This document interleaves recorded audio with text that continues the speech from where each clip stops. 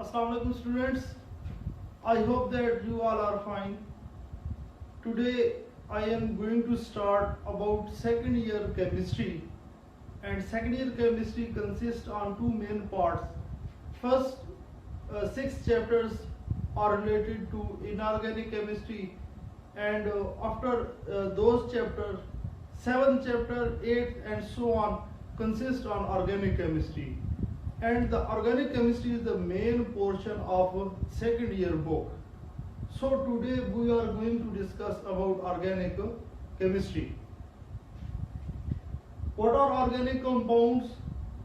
What the scientists thought about organic compounds, and nowadays what the scientists think about organic compounds, and a little bit review related to vital force theory and its rejection and some features of organic compounds. First of all, the earlier definition was of organic compound that these are the compounds which obtained from livings. Earlier scientists just thought that these compounds can only be obtained from the living things like plants and animals. This definition has restricted the other scientists to do some progress related to organic chemistry. So there was the emergence of a theory, that is vital force theory, due to this definition. What was the vital force theory? It was thought that organic compounds cannot be prepared in lab. The earlier scientists thought that organic compounds cannot be prepared in a lab. They can only be prepared in livings because it need a vital force. They thought that living has some type of forces, some vital forces in their bodies, so they can prepare organic compounds. And in lab, they cannot have such type of vital forces. And this theory later on rejected by Wohler. How Wohler rejected the vital force theory? He took ammonium cyanide and heated it in a lab, and we know that ammonium cyanide is an inorganic compound. When Wohler heated ammonium cyanide, it formed urea. And urea is organic compound, and we all know that it is the main part of our feces, like urine, main part of our feces. So it is present in our blood and in our body parts in some trace amounts. So Wohler rejected the vital force theory. This experiment was a great achievement for the scientist. And after this experiment, the vital force theory was rejected, and then scientists has started to work in the field of organic chemistry, and they had prepared thousands of organic compounds. After the rejection, there came a new definition of organic compounds, that these are the compounds which mainly consist on carbon and hydrogen. These are the compounds which mainly consist on carbon and hydrogen. We can say that these are actually hydrocarbons. These are actually hydrocarbons and their derivatives. So study of organic compounds is also called organic chemistry. Study of organic compound is called organic chemistry. Some features of organic compounds. First is catenation. Carbon can make 4 bonds. So its valency is 4.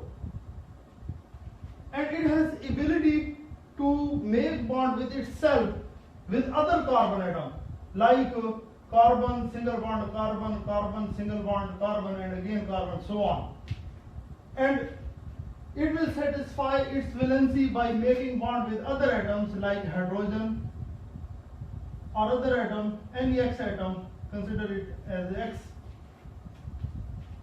This property of carbon is a peculiar behavior of carbon. Due to this property, there are almost thousands of organic compounds. Organic compounds are basically non-ionic in nature. Non-ionic in nature. We know that atoms in organic compounds mainly contain carbon and hydrogen, and their electronegativity difference is almost negligible. So they make a covalent bond with each other. They make covalent bond with each other. Similar in behavior. Organic compounds have similarities in their behavior, melting point, boiling point, and so on. Why they have similar behavior? Because of homologous series and functional group.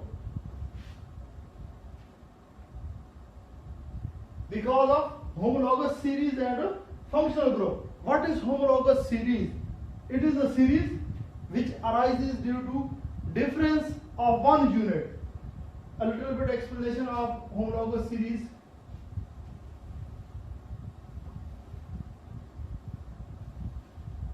For example, we have a compound, molecule CH4, and next is CH3, and next molecule is CH3, CH2, and CH3, CH3, CH2, CH2, and CH3. First is methane, second is ethane, third is propane, and fourth is butane. If we see from this, I mean to say that from ethane to butane, then we can see that there is the difference of just CH2 unit. In this molecule, there is no CH2 unit, and the lower molecule contains one CH2 unit, and below this butane is present. In this, an extra CH2 group or unit is present. So there is a series of carbon which are being differed by just CH2 group. Such type of series is known as homologous series. The next term which is used here is functional group. Functional group is the atom or group of atom which gives a specific characteristic to organic molecule. For example, if we have alcohol, then CH3OH, it's methanol, CH3CH2OH, it's ethanol, and CH3CH2CH2 and OH, it's propanol, and it's butanol. How we know that these are all alcohols? We can just see the functional group, that's OH, hydroxyl. This hydroxyl group tells us that these all are alcohols. These are alcohols. So we can categorize, we can classify the organic molecules on the basis of homologous series and functional group. And their melting point, boiling point differ a little bit due to the addition of some type of units in a molecule. Next is isomerism. What is isomerism? The molecules having same molecular formula but different structural formula. Same molecular formula but different structural formula. Its example is CH3CH2OH. It's ethanol. It's ethanol, and its other isomer is CH3OCH3. It is dimethyl ether. It's alcohol and it is ether. but both have same molecular formula. How same molecular formula? In this molecule there are 2 carbon, 6 hydrogen and 1 oxygen. In this case 2 carbon, 6 hydrogen and 1 oxygen. So their molecular formula is the same and structural formula is different. This phenomenon is known as isomerism. These are actually isomers to each other. Next, rate of reactions. Covalent compounds show very low rate of reactions. Why low rate? Why their reactions are slow? Because they are covalent in nature. They have covalent bond in their structure. Due to this covalent bond, they have lower rate of reaction or their reactions are very slow. Solubility. As we know that these are non-polar. These are non-polar.